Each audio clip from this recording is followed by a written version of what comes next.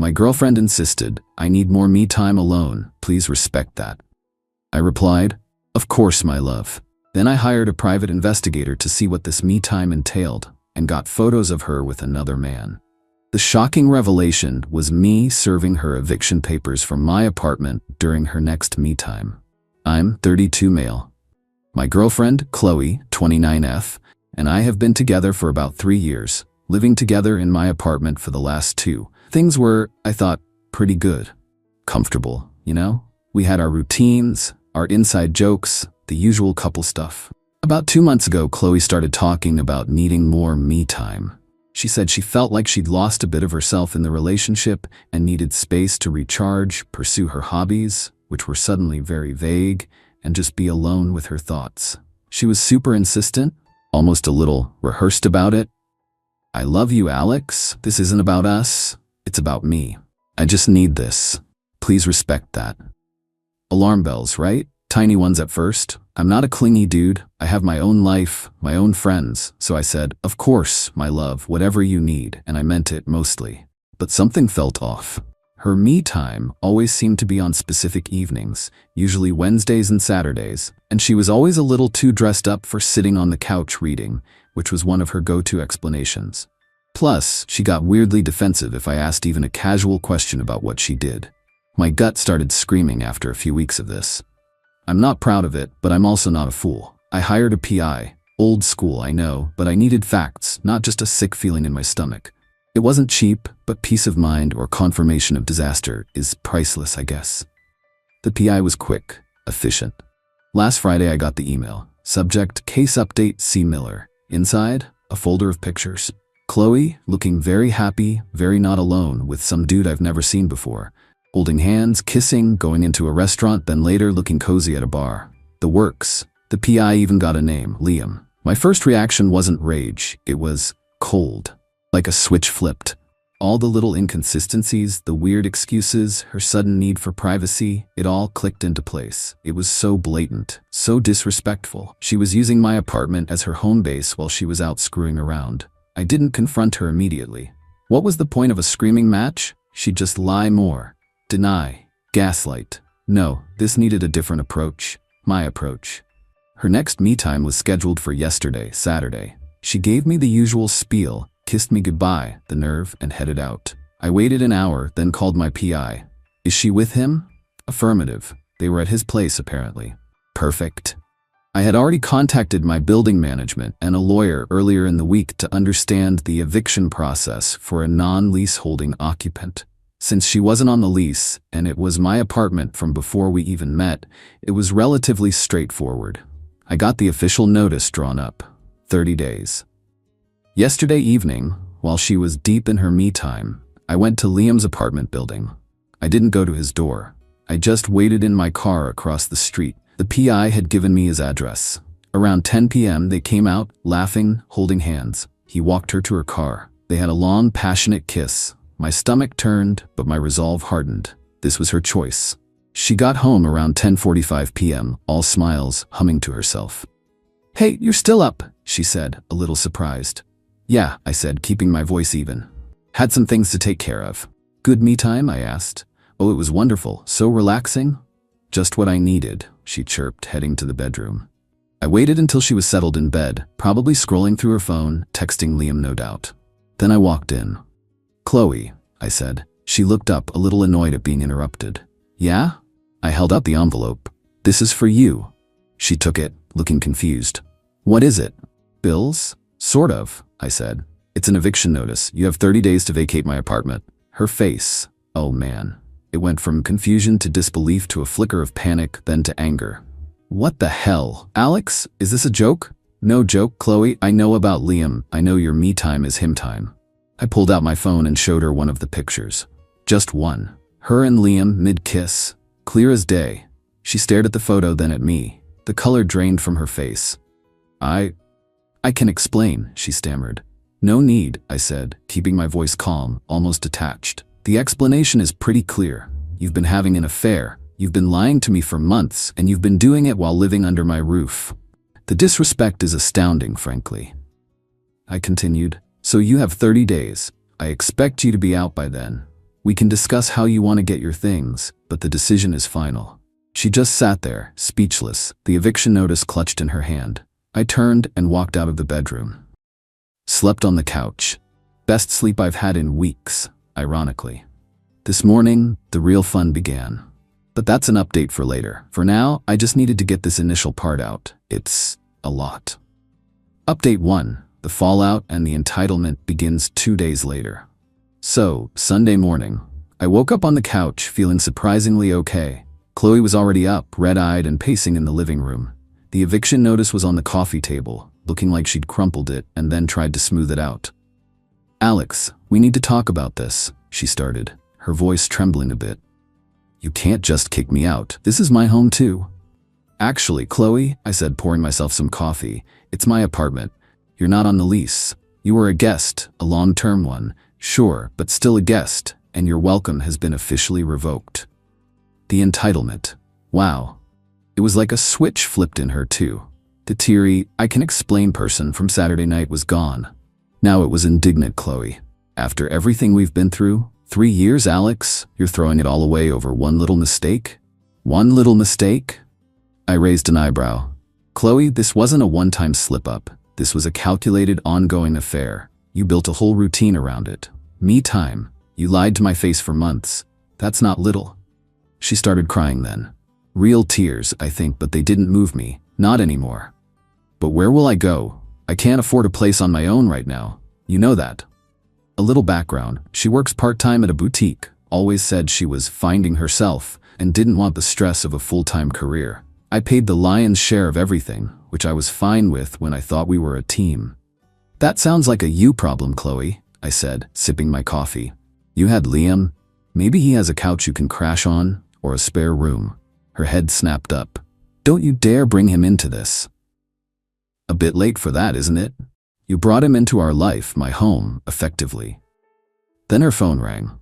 She glanced at it, then quickly silenced it. Probably Liam, wondering where his me-time buddy was. The rest of Sunday was a blur of her alternating between crying, yelling, and trying to bargain. "What if I break it off with him? Can we try counseling? Don't you love me anymore?" My answers were calm and consistent. "No, it's too late. The trust is gone. You need to leave." The kicker? Her older sister Zara called me Sunday evening. Zara, 35F, has always been a bit of a bulldozer, very much a my sister can do no wrong type. "Alex, Chloe just told me what happened," Zara started, no preamble. "You're being incredibly cruel, you know that? She made a mistake. People make mistakes. You're just going to throw her out on the street?" "Zara, with all due respect, this is between Chloe and me, and she wasn't thrown out. She was given a formal 30-day notice to find alternative accommodation because she chose to have an affair. She's devastated. You're breaking her heart. And what about all the time she's invested in this relationship? The emotional labor?" I almost laughed. Emotional labor? Zara, she was systematically deceiving me. That's not labor, that's sabotage. She has 30 days. I suggest she uses that time productively. Zara huffed. "You'll regret this, Alex. Chloe is a wonderful person. You're making a huge mistake." Then she hung up. Chloe spent most of today, Monday, holed up in the spare room, which used to be my office, then her craft room that she never used. She's been making a lot of dramatic, sighing phone calls, presumably to anyone who will listen. The atmosphere is thick with resentment. But I'm not budging. The PI is on standby in case she tries anything stupid with my stuff, and I've already looked into what it takes to get a locksmith scheduled for day 31. She thinks I'm bluffing, or that I'll cave. She doesn't know me very well, apparently. Update 2. Escalation and dirty tricks. 10 days into the 30-day notice. It's been an interesting week and a bit. Chloe's initial shock and tearful pleading have morphed into a weird combination of sulking, passive aggression, and outright entitlement. She's still here, obviously, making the apartment feel like a damn war zone. Her new tactic is trying to make my life as uncomfortable as possible. Little things at first. Using up all the hot water. Leaving passive-aggressive notes like, "Some people don't appreciate loyalty," on the fridge. Playing sad, mopey music really loud when I'm trying to work from home. Annoying, but manageable. Then came Zara, her sister, again. She actually showed up at the apartment on Wednesday, unannounced. Chloe let her in while I was on a work call. I finished my call to find Zara in my living room, looking like she owned the place. "Alex, we need to talk. This has gone on long enough," Zara declared. "Zara, I've already told you, this isn't up for discussion. Chloe needs to leave." "She's not going anywhere," Zara said, crossing her arms. "She has rights. You can't just evict her like this. We've spoken to a friend who knows about tenancy laws." Spoiler, they clearly haven't. Or they got terrible advice. "She's not a tenant in the legal sense of being on a lease, Zara. She's an occupant who has been given lawful notice. My lawyer assures me my position is solid." Chloe, emboldened by her sister's presence, chimed in. "Yeah, Alex. You can't just treat me like trash. I put years into this relationship. I decorated this place." She picked out a couple of throw pillows and a lamp. That was the extent of her decorating. "This is where it got dirty," Zara then said. "If you force her out, we'll make sure everyone knows what kind of man you are. All your friends, your colleagues, even your family." A threat. Cute. "Are you threatening to slander me, Zara?" I asked, keeping my voice very calm. "Because Chloe decided to cheat and I'm unwilling to continue subsidizing her lifestyle and infidelity?" Zara actually puffed up. "It's not slander if it's true. You're being a heartless bastard." I just looked at them both. The notice stands. She has until November 9th. If her belongings aren't out by then, they'll be placed in storage at her expense. And Zara, if you or Chloe attempt to harass or slander me, I'll pursue all available legal remedies. Now I think it's time for you to leave, Zara." Zara looked like she wanted to argue more, but I think my tone finally got through. She huffed, grabbed Chloe's hand, and they had a whispered, angry conference in the hallway before Zara left, shooting me a glare. Chloe's been even more hostile since. I came home yesterday to find she'd accidentally spilled coffee all over some important work documents I'd stupidly left on the kitchen counter. She gave a flimsy, "Oops, so clumsy" apology that was anything but sincere. I also noticed some of my smaller, more valuable personal items, a good watch, some cufflinks my dad gave me, were misplaced. I found them hidden under her clothes in her drawer. When I confronted her, she claimed she was just keeping them safe for me. Right. I've moved anything I truly value into a locked briefcase I now keep with me or in my car. I've also installed a small, discreet security camera in the living room, facing the main area and my desk. It's motion activated and uploads to the cloud. I informed Chloe in writing, email, so there's a record, about the camera, citing recent concerns about property. She freaked out, of course, calling it an invasion of her privacy. The irony is apparently lost on her. Liam, the affair partner, seems to have gone quiet. I suspect Chloe's current drama is a bit much for him. Or maybe he's just not interested in a woman who's about to be homeless. Can't say I blame him on that one. The deadline is approaching. I'm not backing down. Every stunt she pulls just reinforces my decision. She's digging her own grave, metaphorically speaking. I'm almost looking forward to November 9th. Update 3. The me-time eviction? Well, it's done. Chloe is officially out of my apartment and, more importantly, out of my life. Yesterday was D-Day, or rather E-Day, eviction day. And boy, was it a spectacle of entitlement right up to the bitter end. Chloe, bless her heart, seemed to genuinely believe I'd cave. Right up until yesterday morning, she was still making comments like, "You're really going to go through with this, Alex? You'll be so lonely." The delusion was strong with this one. I had arranged for a locksmith to come at 9 a.m. on November 9th. I also took the day off work. I wanted to be here to oversee the final act. Chloe was still in bed when I started moving the few boxes she'd grudgingly packed into the hallway. Most of her stuff was still strewn around the spare room and her side of the bedroom. "What are you doing?" she shrieked, emerging from the bedroom in her pajamas, hair a mess. "It's November 9th, Chloe. Your 30 days are up. You need to be out." "But I haven't found a place yet. You can't just throw my things out." "I'm not throwing them out. I'm preparing them for you to take. Or if you prefer, for the movers I've hired to take them to a storage unit. The first month is on me as a final gesture of, well, something. After that, it's your bill." Cue the meltdown. Tears, accusations, the whole 9 yards. "You're a monster, Alex. I hate you. How could you do this to me?" Zara showed up around 8:30 a.m., clearly summoned as backup. She immediately launched into an attack. "You're actually doing this? You piece of work. She has nowhere to go. She's had 30 days, Zara, ample time to make arrangements. Her choices led her here." The locksmith arrived promptly at 9 a.m. Chloe and Zara tried to block the door. "You can't change the locks while I'm still here," Chloe screamed. "Actually, I can. Your legal right to occupy the premises ended at midnight. The locksmith is here. Please step aside." I had 2 friends with me as well, just as calm, impartial witnesses, and a bit of moral support muscle if needed, though I hoped it wouldn't come to that. They just stood there, looking unimpressed by the theatrics. Zara started filming with her phone. "The world is going to see how you treat women, Alex." "Great," I said. "Make sure you get my good side. And also, capture the part where Chloe admits to the affair that caused this. For context, you know." That shut her up for a second. The locksmith was a pro, ignored the drama, and got to work. While he was changing the locks on the front door, I had the movers, who arrived at 9:30 a.m., start taking Chloe's packed boxes. For the unpacked stuff, I told them to carefully box everything from the spare room and her designated areas in the bedroom and bathroom. Chloe was hysterical, trying to grab things, yelling at the movers. Zara was still filming and muttering about lawsuits. The best part? Around 10 a.m., Liam showed up. Yes, Liam. Apparently, Chloe had called him in a panic. He looked incredibly uncomfortable.